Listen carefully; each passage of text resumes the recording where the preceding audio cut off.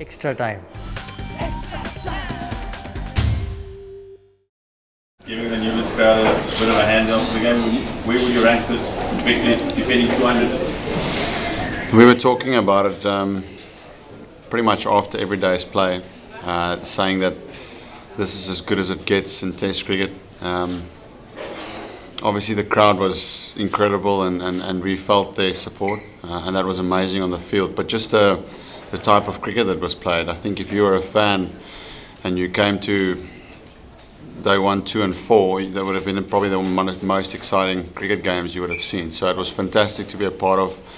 It definitely ranks up as one of my favourite Test matches. Faf, you mentioned it being one of your favourite Test matches.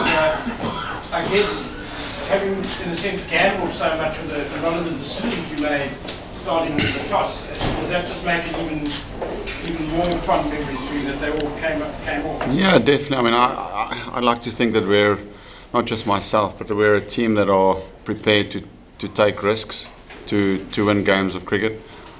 We expected that first hour to be tough, but we knew if we can get through that, our assessment of the pitch, that it would speed up. And as you saw today, it was very, very hard to bat. And we felt just bowling at the Indians, it would be harder for them if there was pace and bounce. It did surprise me a little bit on the first morning, the pace the wicket had. That's not something I've seen on Newlands on day 1.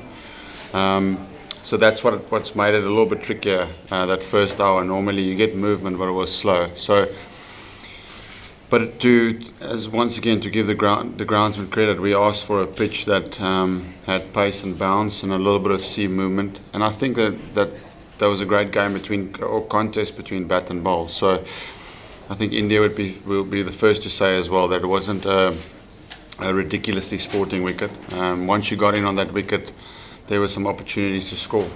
This morning for us was really tough. I think that was probably the hardest time to bat in the Test match, with the covers being on for 2 days. And they bowled really well. But especially the bowlers today, they bowled on a pretty good wicket. The way they got wickets, and especially Vern, was an amazing effort. On a pitch like that, to go in with one less batsman, can you just talk us through that as well? Yeah, I mean, as I said before, the decision of picking a team was definitely the hardest that I've been involved in, because there is so much value in both scenarios. You know, playing 7 batters on a wicket that offers a bit more seam is a very good call.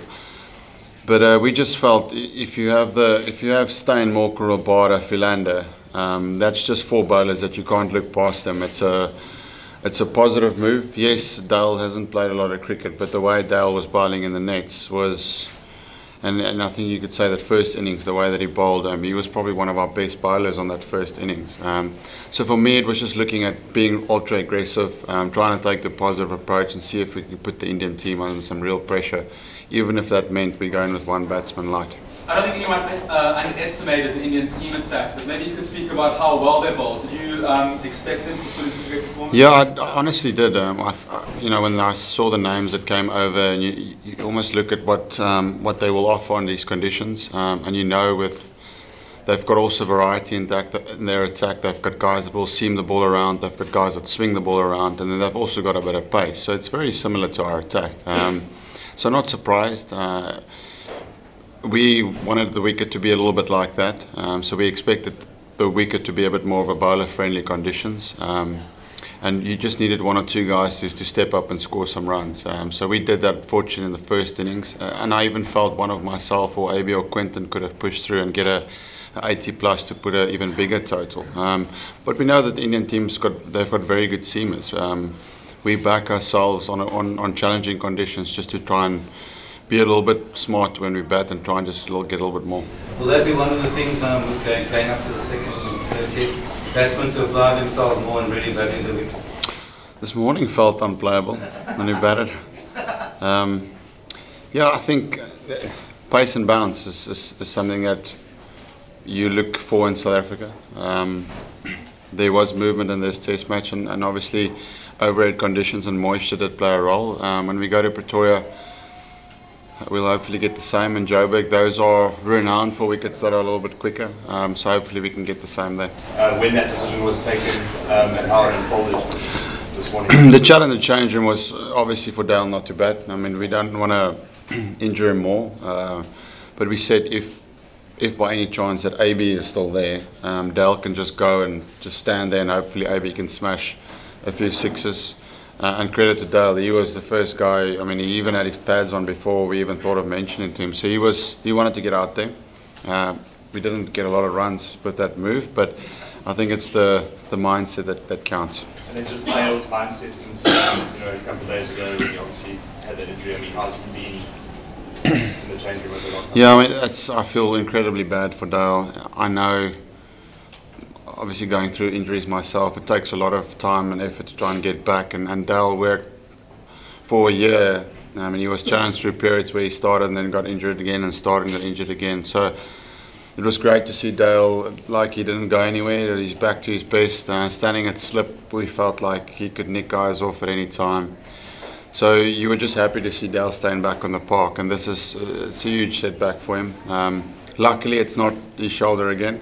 Obviously, a foot or the injury that he has is something that you probably can get over a lot quicker, and we're looking forward to bringing him back into the fold when he's fit again. How nervous were you that you didn't have enough for that neck against us, or did you always think you had enough? I was nervous.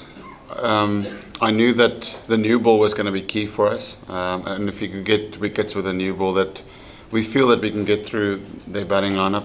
Obviously, they've got a few quality players in there, but there is, once you can put a bit of pressure on them, I thought we can get through them. But definitely, I was very nervous. I came here this morning hoping to get 350 lead and bowl to them up tonight. So obviously that didn't go to plan. But we've got fantastic seam bowlers, and if there's anything in the wicket, him, Vernon, the guy next to me, and the other two guys are amazing. And if we had Dale there today, I reckon we would have rolled them out cheaper. Positive mindset from their previous choice? Surprise, yes. We didn't think that Bumrah would have played. I mean, we know that he's done really well in one-day cricket, but we were preparing more for the other seamers because they've played a lot of test. And I think the other guy was Rohit, out of Rahane. We obviously have expected that he's in a bit of form one-day cricket-wise, so they're probably just running with that. But apart from that, we made sure we looked at all the other guys. What do they need to do to be successful? I mean, even in South Africa's batsmen. Yeah, we just, I'll speak on behalf of us, we just got to make sure that if there is difficult periods, you're going to lose 1 or 2 wickets, but the guys that do get through that tough periods, that they can make a bigger impact on the game.